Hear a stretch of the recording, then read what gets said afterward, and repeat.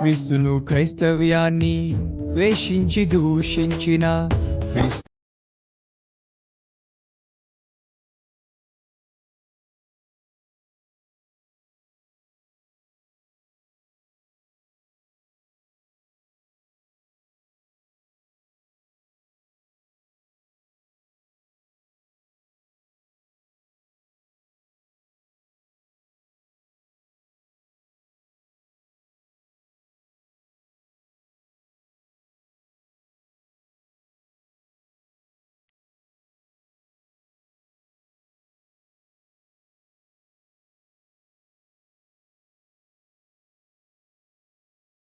దేవుని యొక్క వాక్యంలో అనేక సత్యాలను ప్రభు మన కొరకు దాచిపెట్టాడు.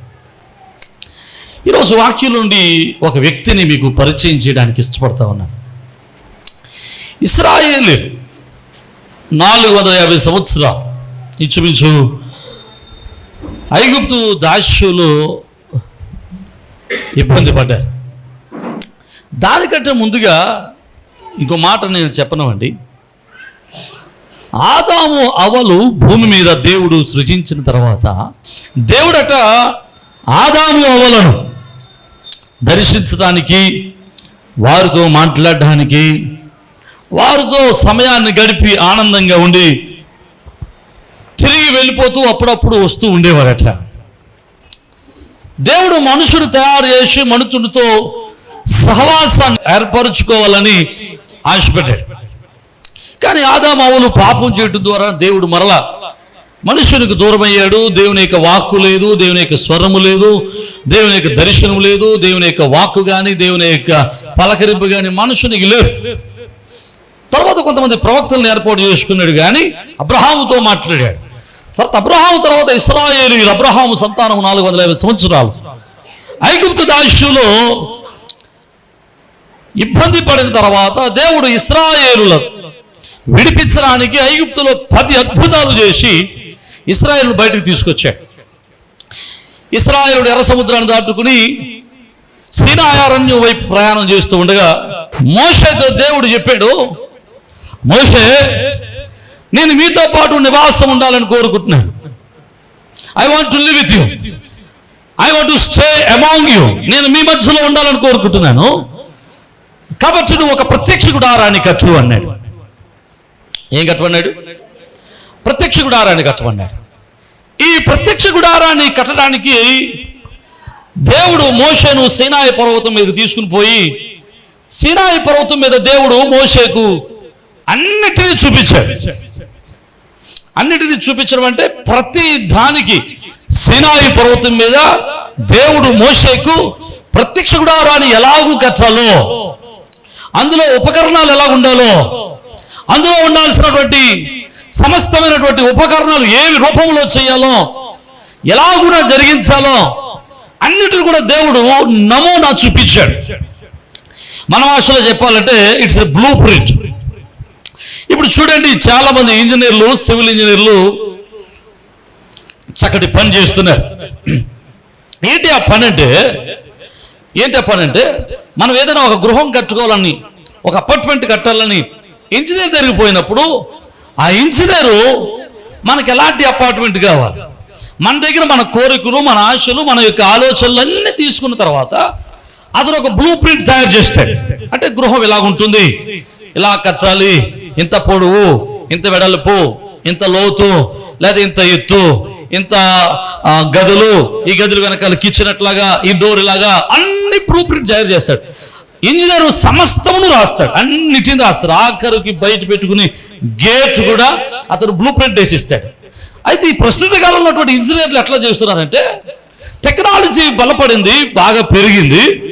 మనం కట్టబోయేటువంటి గృహం కట్టిన తర్వాత ఎలాగుంటుందో ముందుగానే వాళ్ళ దగ్గర ఉన్నటువంటి కంప్యూటర్లో దానంతా డిజైన్ చేసి, ఇదిగో నీ ఇల్లు ఎలాగుంటుంది, ప్రతి కలర్తో శుద్ధ, డిజైన్తో శుద్ధ అన్ని డిజైన్ చేసి మనకు చూపిస్తున్నారు. అందులో చూడండి, ఎవరైనా కొత్తగా అపార్ట్మెంట్స్ కడుతున్నప్పుడు కానీ, ఇల్లులు కట్టేటప్పుడు కానీ ముందర ఫ్లెక్స్ చేసి పెడతారు, ఇదిగో మా అపార్ట్మెంట్ ఇట్లా ఉంటుంది అని. ఎవరైనా కొనుక్కోవాలనుకుంటే కొనుక్కోవచ్చు అని పెడతా ఉంటారు. ఇప్పుడు టెక్నాలజీ అభివృద్ధి చెందింది కానీ జ్ఞానం నాకు ఆధారభూతుడైనటువంటి దేవుడు మోషేకు అన్నీ చూపించేటప్పుడు ఎట్లా చూపించాడంటే, అవన్నీ కూడా తయారు చేసిన తర్వాత ఎట్లా ఉండాలో వాటన్నిటి నమూనా చాలా స్పష్టంగా మోషేకు 2 పర్యాయాలు దేవుడు చాలా స్పష్టంగా చూపించాడు. అతను కట్టబోయే ప్రత్యక్ష గుడారాన్ని ఆ యొక్క డేరాలు ఎలా తయారు చేయాలో, అందులోని వస్త్రాలు ఎలా తయారు చేయాలో, అందులో ఉన్నటువంటి ఆ యాజకుడు ధరించేటువంటి యాజక వస్త్రాలు ఎలా ఉండాలో, పరిచారకులు లేవీలు వేసుకున్నటువంటి వస్త్రాలు ఎట్లా ఉండాలో, ఆ వస్త్రాలకు ఎలాంటి ఆభరణాలు ధరించాలో, ఎలాంటి వజ్రాలు పెట్టాలో, ఆ వజ్రాలు ఎలా తయారు చేయాలో, ఆ 12 రకాల వజ్రాలు ఏ విధంగా పొదగాలో, ఆ యొక్క దేవాలయంలో ఉన్నటువంటి మందసం ఎలా ఉండాలో, మందసం ఎత్తు ఎలా ఉండాలో, అలాగే ప్రత్యక్ష గుడారంలో వాడేటువంటి బలిపీఠం ఎట్లా ఉండాలో, దీపపు స్తంభం ఎలా ఉండాలో, భోజనపు బల్ల ఎలా ఉండాలో, రొట్టెల బల్ల ఎట్లా ఉండాలో, మధ్యలో బయట గంగాలం ఎట్లా ఉండాలో, చుట్టూ ప్రాకారం ఎట్లా ఉండాలో, ప్రాకారాన్ని కట్టేటువంటి కర్టెన్స్ ఎట్లా ఉండాలో, ఆ కర్టెన్స్ కు బటన్స్ ఎట్లా ఉండాలో, రాళ్ళు ఎట్లా ఉండాలో, అన్నిటినీ స్పష్టంగా దేవుడు మోషేకు చాలా స్పష్టంగా క్లిస్టల్ క్లియర్ గా చాలా స్పష్టంగా చూపించాడు. అయితే మోషే ఇవన్నీ చూస్తా ఉన్నాడు. బట్ ఎవరికి మోషేకి అవన్నీ కూడా కొత్తగా అనిపించాయి. అప్పుడు అనిపించినప్పుడు మోషే ఆ దర్శనాన్ని చూస్తా ఉన్నప్పుడు ఆ యొక్క నమూనాను మోషే చూస్తున్నటువంటి సమయంలో మోషే హృదయంలో ఒక ఆలోచన వచ్చింది. ఏంటంటే, అయ్యా నువ్వు ఇంత స్పష్టమైనటువంటి ఆలోచన ఇచ్చే బాగానే ఉంది, ఇంత శ్రేష్టమైన ఆలోచన ఇచ్చే బాగానే ఉంది, నీ పరలోక దర్శనాన్ని చూపించే బాగానే ఉంది, పరలోక నమూనాను చూపించే బాగానే ఉంది. But who will help us to build the tabernacle in this manner? ఈ విధంగా ఈ యొక్క ఆ ప్రత్యక్ష గుడారాన్ని కట్టడానికి నాకు ఎవరు సహాయం చేస్తాడు అనేటువంటి ఆలోచన మనుషులోనికి మోషేకు వచ్చి ఉంటుంది. మనుషులు ఎరిగినటువంటి దేవుడు, మనుషుల యొక్క ఆలోచనలు ఎరిగిన దేవుడు, మనుషుల యొక్క తలపులు ఎరిగినటువంటి దేవుడు మోషేతో మాట్లాడుతున్నాడు. మోషే నిర్గమకాండం 31వ అధ్యాయం, నిర్గమకాండం 31వ అధ్యాయం మొదలు వచనాన్ని మనం చదువుకుందాం. తొందరగా చదవాలి. నిర్గమకాండం 31వ అధ్యాయం మొదలు వచనం. మరియు యెహోవా మోషేతో ఇట్లా నేను చూడము, నేను యూదా గోత్రములో హూరు మానవుడు, ఊరు కొడుకు కుమారుడైన బెసలేలను పేరు గలవాలని నేను పిలుచెదను. దేవునికి స్తోత్రం. హల్లెలూయా. జాగ్రత్తగా అర్థం చేసుకోనండి. దేవుని యొక్క మందసములో ప్రత్యక్ష గుడారంలో ఉన్నటువంటి సమస్త ఉపకరణములన్నిటిని నిర్మించడానికి దేవుడు మోషేకు చూపించాడే తప్ప దానిని నిర్మించడానికి దేవుడు బెసలేలు అనేటువంటి ఒక యవనస్తుని దేవుడు ఏర్పాటు చేసుకున్నాడు. దేవునికి స్తోత్రం. హల్లెలూయా. ఈ బెసలేలు ఎవరు అని ఒక్కసారి ఆలోచన చేస్తే, బెసలేలు ఊరు కొడుకు, ఊరు కొడుకు. అలాగా బెసలేలు తండ్రి పేరు ఏం పేరు? ఊరు. మీ ఊరేంటి మా ఊరేంటి అంటాను చూసారా, ఆ ఊరు అన్నమాట. ఆ ఊరు తండ్రి పేరు హూరు.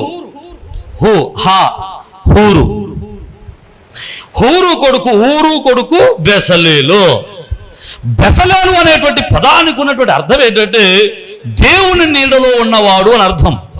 ఎలాగా? దేవుని నీడలో ఉన్నవాడు అని అర్థం. బెసలేలును దేవుని యొక్క పని కొరకు ప్రత్యేకించుకున్నాడు, ఏర్పాటు చేసుకున్నాడు. బాగానే ఉంది. అప్పుడు బెసలేలు యొక్క వయసు ఎంతో తెలుసా? బెసలేలు వయసు 13 సంవత్సరాలు. ఎంత? కొంచెం గట్టిగా చెప్తారా? 13 సంవత్సరాలు. 13 సంవత్సరాల వయసు కలిగినటువంటి యవనస్తుని దేవుడు అత్యున్నతమైన ఆవిష్కృతము కావలసినటువంటి దేవుని యొక్క పరలోకపు నమూనాతో కూడుకున్నటువంటి ప్రత్యక్ష గుడారంలో ఉపకరణాలు తయారు చేయడానికి దేవుడు ఏర్పాటు చేసుకున్నాడు. దేవునికి స్తోత్రం. ఇప్పుడు ఒకసారి అసలు దేవుడు బెసలేలును ఎందుకు ఎన్నుకున్నాడు? వై బెసలేల్?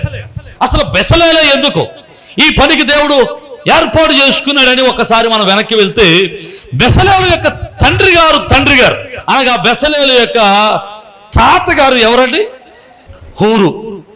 హూరు ఎవరయ్యా అంటే, మనకు కూడా చారిత్రకమైన ఆధారాలను బట్టి చెప్పే మాట ఏంటంటే, మిరియాము యొక్క భర్త. ఎవరు? ఇది బైబిల్లో ఆధారం లేదు, కానీ మనం నమ్మితే నమ్మవచ్చు, నమ్మకపోతే మానే చేతికంటే బైబిల్లో దానికి ఆధారం లేదు. కానీ చారిత్రకారులు చెప్పే మాట ఏంటంటే హూరు మిరియాము యొక్క భర్త. మిరియాము ఎవరు? మోషే అక్క. ఇశ్రాయేలుడు తన ప్రయాణం చేస్తున్నటువంటి సమయంలో ఆ 40 సంవత్సరాల అరణ్య యాత్రలో నిర్గమకాండం 17వ అధ్యాయంలోకి వచ్చేసరికి ఇశ్రాయేలీలు తమ ప్రయాణంలో అనేక శ్రమలు ఎదుర్కొంటున్నటువంటి సమయంలో మొట్టమొదటిసారి ఒక శత్రు సైన్యాన్ని ఎదుర్కోవాల్సి వచ్చేది. మొట్టమొదటిసారి యుద్ధం చేయాల్సి వచ్చేది. మొట్టమొదటిసారి వారు కత్తులను ఉపయోగించాల్సి వచ్చింది. అప్పటికే వారు కత్తులు వాడడం మానేసి, యుద్ధాలు చేయడం మానేసి చాలా కాలం అయిపోయింది. ఇంచుమించు అబ్రహాము సంతతిలో ఉన్నటువంటి అబ్రహాము దగ్గర ఉన్న 400 మంది యుద్ధం చేశారు. తర్వాత వారికి ఎవరు యుద్ధం చేయలేదు. వారికి అలా యుద్ధం అంటే తెలియదు. వీళ్ళకి తెలిసినటువంటి పని ఏంటంటే, ఇశ్రాయేలులకు తెలిసిన పని ఏంటంటే ఇటుకలు చేయటం, ఇటుకల్ని కాల్చటం. ఇటుకలు తయారు చేయడం, ఆ ఇటుకల్ని కాల్చడం, అటుకెళ్ళి నిర్మాణాలు కట్టడం. ఈ పని తెలిసేంతకంటే ఈ పనికి ఇంకేం పని లేదు. కానీ ఇశ్రాయేలు ప్రయాణంలో అమాలేకీయులు వారి మీద వచ్చి అడ్డుపడి వారి మీద యుద్ధం చేయడానికి వచ్చినప్పుడు మోషే ఏం చేశాడంటే కొంతమంది ఇశ్రాయేలును యెహోషువ చేతికి అప్పగించి యెహోషువను అమాలేకీయులకు యుద్ధం చేయడానికి పంపించాడు. మోషే అహరోనును హూరును తీసుకుని పర్వతం మీదకి వెళ్ళాడు. పర్వతం మీద ఎక్కినటువంటి మోషే చేతులెత్తి ప్రార్థన చేయడం మొదలెట్టాడు. ఎవరి కోసం? ఇశ్రాయేలీయులు యుద్ధం చేస్తా ఉన్నప్పుడు, అయ్యా నా ప్రజలకు యుద్ధం చేయడం రాదు, కట్టుబట్టుకోవడం రాదు, ఎలా పోరాడాలో తెలియదు కనుక నా అమాలేకీయుల ప్రజలు వచ్చి నా ప్రజల మీద పడ్డారు, నీ ప్రజల మీద పడ్డారు. ఇప్పుడు నీ ప్రజలకు నువ్వు సహాయం చేయాలి, నీ ప్రజల యొక్క పక్షాన్ని యుద్ధం చేయాలి అని చెప్పి మోషే ఏం చేస్తున్నాడు? చెప్పట్లేదు, ప్రార్థన చేస్తున్నాడా? అది అంటే మేము ప్రకాశం చేస్తారనేమో. ఎలాగట? చేతులెత్తి ప్రార్థన చేస్తున్నాడు. మోషే చేతులెత్తి ప్రార్థన చేసినప్పుడు ఇశ్రాయేలులకు జయం కలిగేది. మోషే చేతులు దించినప్పుడు, ఎదురు దించేస్తాడు చేతులు, నీకులాగా నాయకులు చిన్న పిల్లడండి. అప్పటికే 80 సంవత్సరాలు దాటినటువంటి వృద్ధాప్యులు వచ్చేసాడు. ఇంచుమించు 20 సంవత్సరాలు వేసుకున్నప్పుడు 80-100 సంవత్సరాలు వచ్చేసాయి. 100 సంవత్సరాల వయసులో చేతిమంటే ఎచ్చబెట్టాడు. సహాయం కావాలి, నీ తోడు కావాలి, నీ నీడ కావాలయ్యా, నాతో మాట్లాడు ప్రభువా, నీ సహాయం కావాలి కదా ప్రభువా అని మోషే ప్రార్థన చేసినప్పుడు ఇశ్రాయేలులో విజయం కలిగింది. అతను ఒకవేళ చేతుల్లాగి కిందకు పెట్టినప్పుడు వెంటనే ఇశ్రాయేలులు ఓడిపోవటం, అమాలేకుల యొక్క చేతులు బలపడడం మొదలెట్టాయి. జాగ్రత్తగా వినండి. అసలే ముసలోడు, ఈ ముసలి పాస్టర్ గారికి 2 తోడెళ్ళారు. ఎవరో? అహరోను హూరులు ఉన్నారు. వీళ్ళిద్దరూ ఏం చేశారు తెలుసా? చెరుకో ప్రక్క నిలబడి, మోషేకు చెరుకో ప్రక్క నిలబడి చెరుకో చేయి పట్టుకుని మోషే యొక్క చేతులు లాగే లేపి పట్టుకున్నారు. ఎప్పుడైతే మోషే యొక్క చేతులను లేపి పట్టుకున్నారో ఎంతసేపు పట్టుకోవాలి? యుద్ధం అయ్యే వరకు, సాయంకాలం అయ్యే వరకు పట్టుకోవాలి. జాగ్రత్తగా వినండి. పాస్టర్ ముసలోడు అయి ఉండొచ్చు, జాగ్రత్తగా వినాలి. పాస్టర్ ముసలోడు అంటే మోషే 80-100 సంవత్సరాలు వచ్చినోడు అయి ఉండొచ్చు. కానీ మోషే ప్రక్కన ఉన్నటువంటి అహరోను మోషే కంటే చిన్నోడా పెద్దోడా? పెద్దోడు. మరి ఆయన చేతులు ఎత్తినప్పుడు, లాగినప్పుడు చేతులు పట్టుకోవడానికి లాగమంటవా? చేతులు ఖచ్చితంగా లాగుతాయి. మోషే కంటే పెద్దవాడు హూరు కూడా తన చేతులు పట్టుకుని మోషే చేయి పట్టుకున్నాడు. మోషే అప్పుడు హూరు చేతులు లాగమంటదా? చెప్పట్లేదండి మీరు? లాగుతాయి. దేవునికి స్తోత్రం. జాగ్రత్తగా వినండి. అయినప్పటికీ వారు వృద్ధాప్యులు ఉన్నప్పటికీ, పెద్ద వయసులో ఉన్నప్పటికీ, వారు చేతులు లాగినప్పటికీ, వారు ప్రయాసపడినప్పటికీ, వారు కష్టపడినప్పటికీ, చెమటపడినప్పటికీ మోషే చేతులు కిందకు దించకుండా వారు చేతులు అలాగే. అందుకోసమే మోషే చేసిన ప్రార్థనతో పాటు అహరోను హూరులు చేసినటువంటి ఆ ప్రయాసను బట్టి ఆ రోజు ఇశ్రాయేలులు జయం పొందారు. నమ్మితే దేవునికి స్తోత్రం చెప్పాలా? హల్లెలూయా. ఒక మాట నన్ను చెప్పనివ్వండి.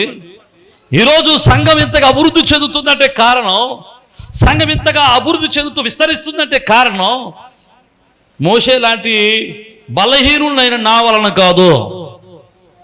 మోషే లాంటి శక్తిహీనుడైన నా వాళ్ళని కాదు.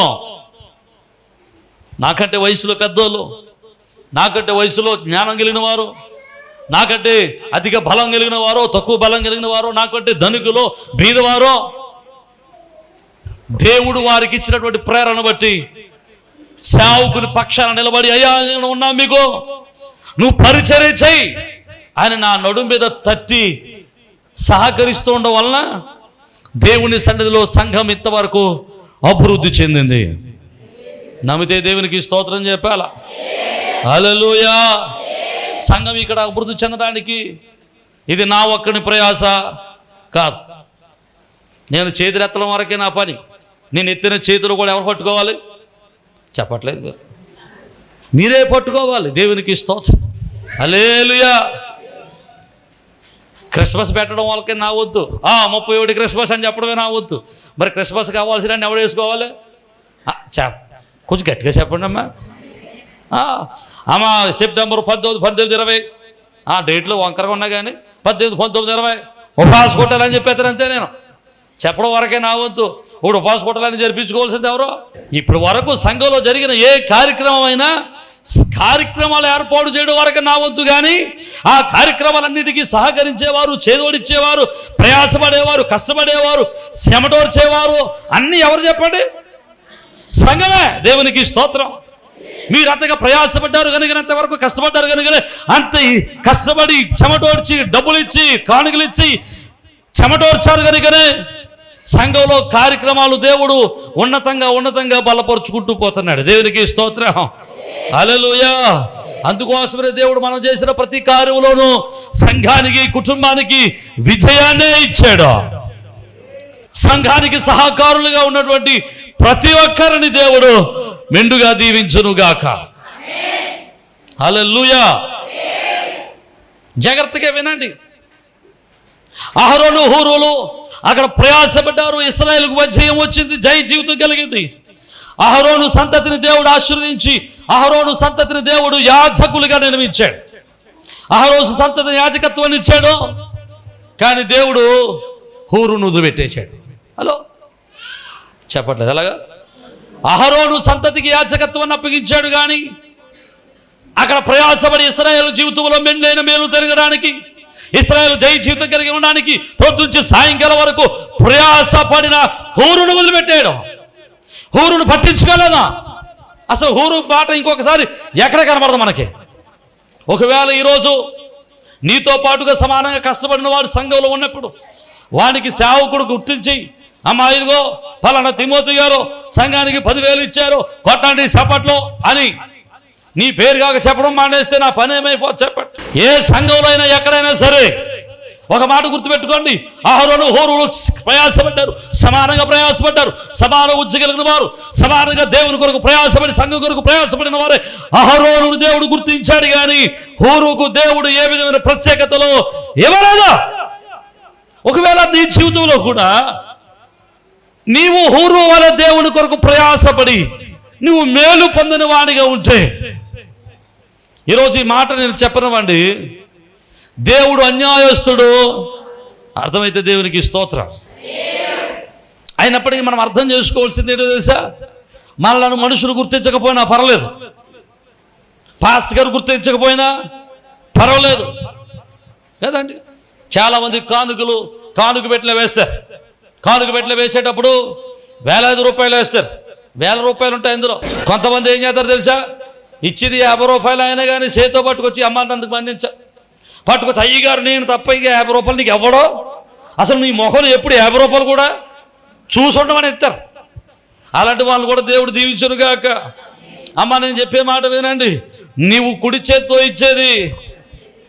అందుకనే మత్తయి సువార్త 6వ అధ్యాయము 3వ వచనంలో ఒక చక్కటి మాట ఉంటుంది,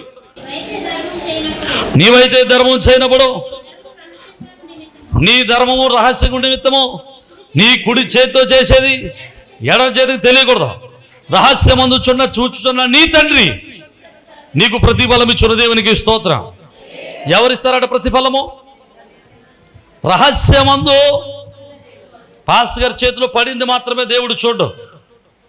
రహస్యంగా నువ్వు చేసిన ప్రతి పనిని రహస్యంగా దేవుని కొరకు చేసిన ప్రతి పని, రహస్యంగా దేవుని యొక్క అభివృద్ధి కొరకు, దేవుని సంఘ అభివృద్ధి కొరకై దేవుని సన్నిధిలో నువ్వు ఇచ్చిన ప్రతి అర్పణ, ప్రతి పనిని రహస్యమందు చూచుచున్న దేవుడు నిన్ను చూస్తూనే ఉన్నాడు. దేవునికి స్తోత్రం. హల్లెలూయా. ఆయన నీకు రహస్యమందు చూచుచున్న దేవుడు నీకు రహస్యంగానే ప్రతిఫలం ఇచ్చుటకు ఆయన సమర్థుడు. నేను చెప్తున్నాను, దేవునికి వాక్యం చెబుతుంది. ఒక్కసారిగా నీ యొక్క మాట, నీవిచ్చిన సంగతి సంత వీధుల్లో కానీ, సభలో కానీ, సమాజ వదులలో కానీ తెలియపరచబడిందంటే దానికి ఇక నీకు మేలు కలగదో. అర్థమైతే దేవునికి స్తోత్రం చెప్పండి. హల్లెలూయా. అందుకోసమే మనం ఎంత ఇచ్చినా దేవుడు మనకి ఏమి ఇవ్వట్లేదు. కానీ కారణం ఏంటంటే మనం ఎంత చేసినా దాని ప్రతిఫలం ఇచ్చిన చోటనే, ఇచ్చిన వెంటనే మనం పొందేసుకుంటున్నాం. ఈ మధ్యకాలంలో ఈ వాట్సాప్ల్లోనూ యూట్యూబ్లోనూ బాగా వైరల్ అయిపోతుంది ఏంటంటే, పాస్టర్ గారు డబ్బుల గురించి మాట్లాడితే చాలు ఇక ఫుల్గా ఈ పాస్టర్ గారులు కూడా పాస్టర్ గారులు తిట్టేస్తున్నారు. వీళ్ళకి వ్యూస్ కావాలి కదా, వ్యూస్ కావాలి కానీ ఈ తలకాయ పూట అయిపోతుంది. నువ్వు ముసలోడు అయినా, అడుక్కునేవాడు అయినా, ఇంకోడైనా క్రైస్తవుడు అయితే ఖచ్చితంగా వాక్యులు ఏ చెప్పిందో అది ఇవ్వాల్సిందే. ముసలోడి దగ్గర తీసేసుకుంటారా కానుకలు అంటే? ముసలోడు అయితే క్రైస్తవుడు కాదా? ఇంకోడైతే క్రైస్తవుడు కాదా? వాడికి ఇవ్వాల్సిన పని చేయాల్సిన పని దేవుని సన్నిధిలో చేయాల్సిన ప్రతి క్రమానుగుణంగా చేయాలి.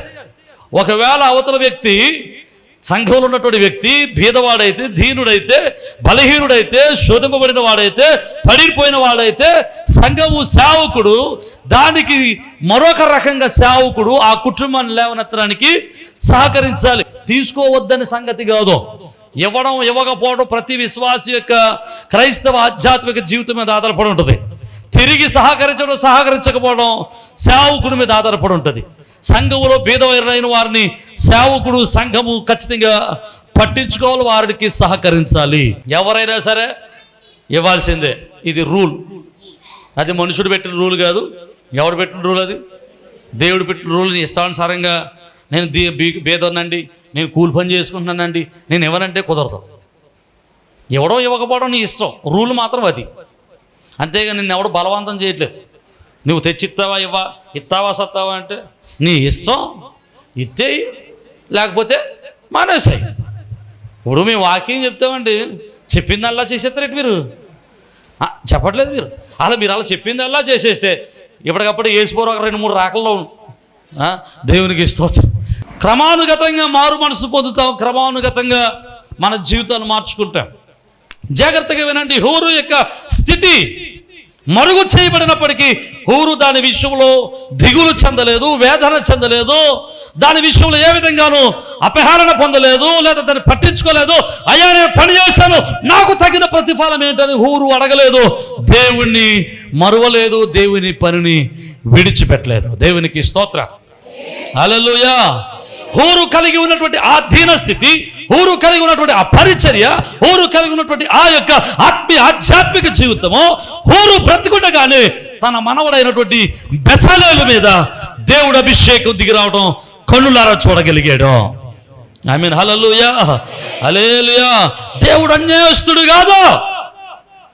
ఈరోజు నువ్వు పని చేస్తే నీ సంతానాన్ని విడిచిపెట్టడానికి ఆయన అన్యాయస్తుడు కాదు. అందుకనే వాక్యం అంటాడు కదా, నీతిమంతుల యొక్క సంతానం విడబడుట కానీ, భిక్షమెత్తుకునుట కానీ నేను చూడలేదు. దావీదు ఇంకో సాక్షి కూడా చెప్తాను మరొక రకంగా, నేను చిన్నవానిగా ఉన్నాను, నేను ముసలోని అయ్యాను అంటాడు. అంటే తన వయసులో ఎన్ని సంవత్సరాలు అయినప్పటికీ, అంత వయసు వచ్చినప్పటికీ నీతిమంతుల యొక్క కుమారులు విడివబడట నేను చూడలేదు. మరి దావీదు అంత గట్టిగా సాక్ష్యం చెప్పినప్పుడు హూరు యొక్క సంతానాన్ని దేవుడు ఎందుకు వదిలిపెడతాడు? హూరు యొక్క సంతానాన్ని విడిచిపెట్టలేదు. హూరు బ్రతికుండగానే బెసలేలును, హూరు యొక్క మనవణ్ణి దేవుడు తన పను కొరకు ఒక ప్రత్యేక రీతిలో వాడుకోవటం మొదలుపెట్టాడు. దేవునికి స్తోత్రం. హల్లెలూయా.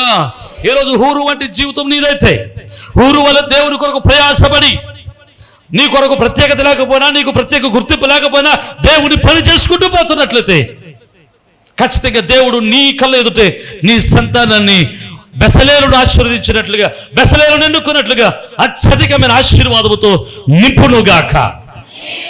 అసలు బెసలేలు ఉన్న ప్రత్యేకత ఏంటో ఈరోజు మనం జ్ఞాపకం చేసుకుందాం. బెసలేలు 13 సంవత్సరాల వయసులో దేవుడు ఎన్నుకున్నాడు. ఎంతమందిలో దేవుడు ఎన్నుకున్నాడు?